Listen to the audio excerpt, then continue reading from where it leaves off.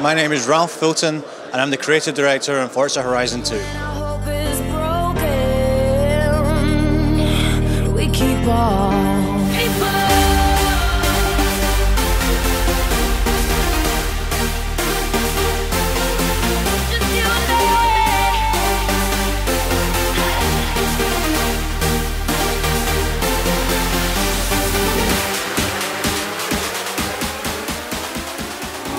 Okay, so showdown events were one of Forza Horizon's biggest features. What new things can we expect from Forza Horizon 2 in that regard?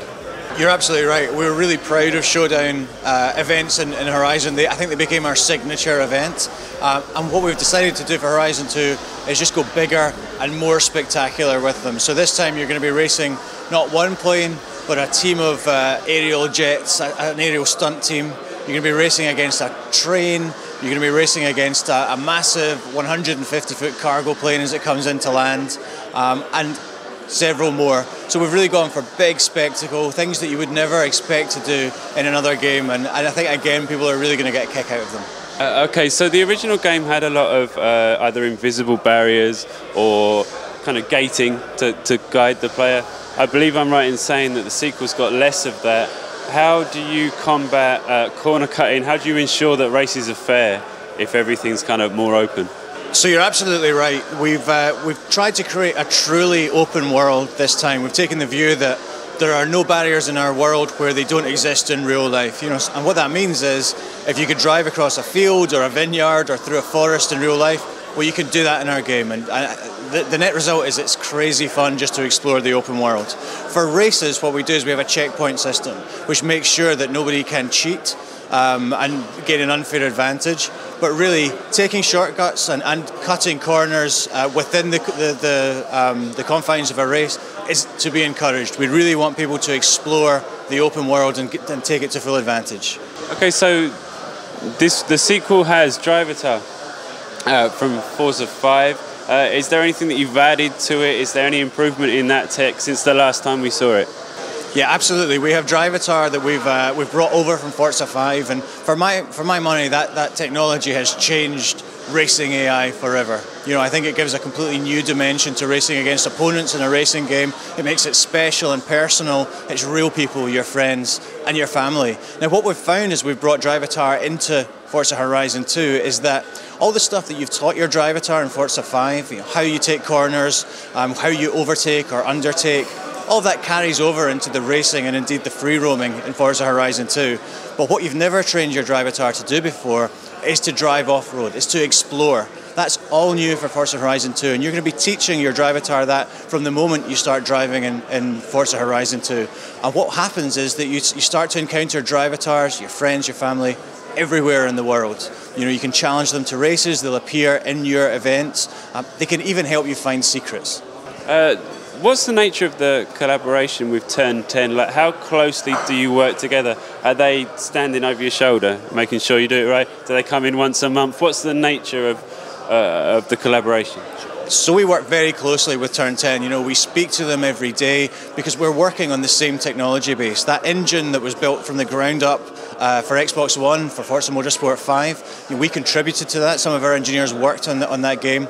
And that's the engine that we've taken forward to build the Xbox One version of Forza Horizon 2. So we're always sharing experience, trading knowledge, helping each other out. And like I say, we talk every day. But we still have two very distinct game teams. You know, they have a team in Seattle who do a great job working on the Motorsport series, and over in the UK at Playground, we're working exclusively on the Horizon series. So obviously you've borrowed, for want of a better word, Drivatar. Is there anything that will be making its way back into their offices for them to use in the next game? I know you've got a day-night cycle this time, dynamic weather as well. Is there anything going back over the Atlantic? I think what you're seeing at the moment is really the true strength of Forza now. Now that we have two world-class teams working on the same technology base, we're able to push further and harder and innovate more than we ever could on our own. We've seen that we've reaped the benefits of that in Forza Horizon 2. We started with their graphics engine, with their physics engine. We've been able to enhance them further with the features you mentioned, the day-night cycle and dynamic weather, which we're really excited about. Social's quite important. to Forza Horizon. What can we expect to see in the sequel with regards to enhancements and upgrades? Yeah, we feel that I think social should be part of all next-gen games. I think the Xbox One is an inherently social console. It's built to connect you to your friends. We feel Horizon should feel the same way. So if you're the sort of person who does enjoy playing games with other people, what we want to do is first and foremost make it incredibly easy for you to do that.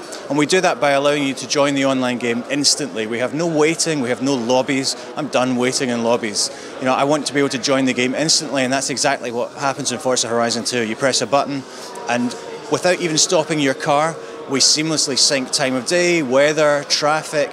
We replace Drivatars with real people, and suddenly, without even knowing it, you're playing online. So that's really awesome. The other thing we're doing is trying to create features which allow people to socialize. I'm never going to make a friend when I'm battling with someone in an online competitive race, but I do believe that people can actually meet new people within the context of Horizon. So we've created car meets, which basically allow you to drive into an online session from the solo game and talk to people, socialize, share tips on painting or tuning, set up races, and then all drive out again together into an online game.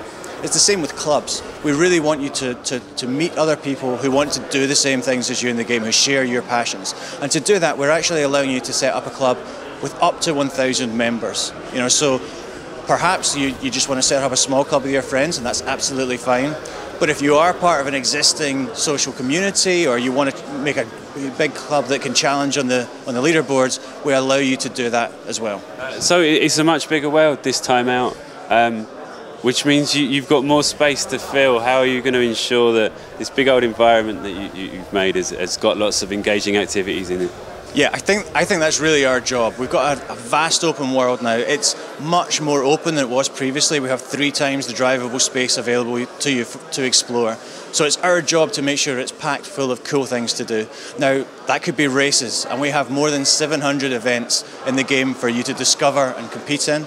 But it's also non-racing gameplay. That's equally important in Forza Horizon 2. So we want you to find challenges that you can complete. We want you to find discoverables and secrets. We're bringing back barn finds, which were a big hit in the first game, and this time will feature more unique to Forza or first to Forza cars for you to discover and restore. So there's lots for you to be finding in the open world, and there's, I think, over 100 hours of gameplay for you to complete. It's a game you're going to be working on for a really long time.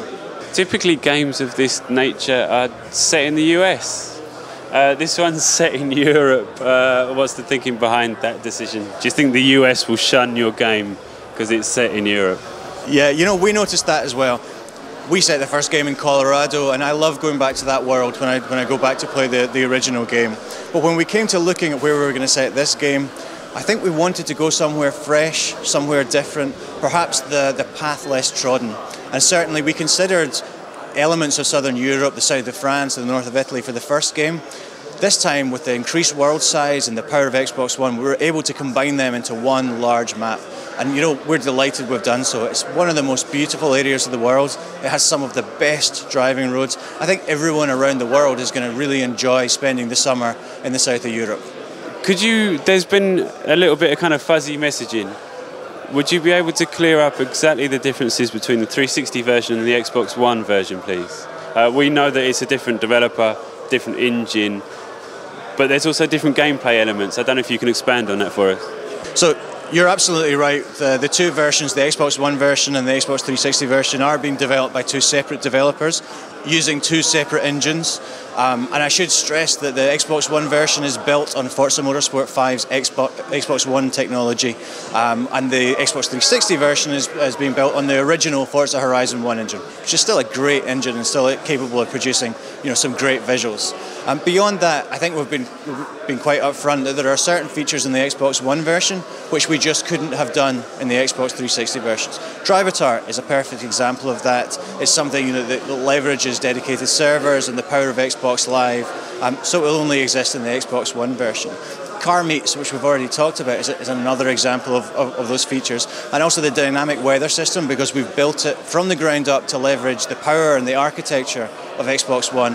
That's going to be a feature which only exists in the Xbox One version. But the 2 games, I think, have the same themes, have the same setting, have the same festival element at their heart.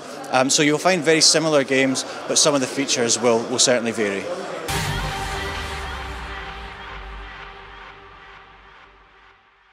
So Forza Horizon 2 is coming to Xbox One and Xbox 360 this September 30th.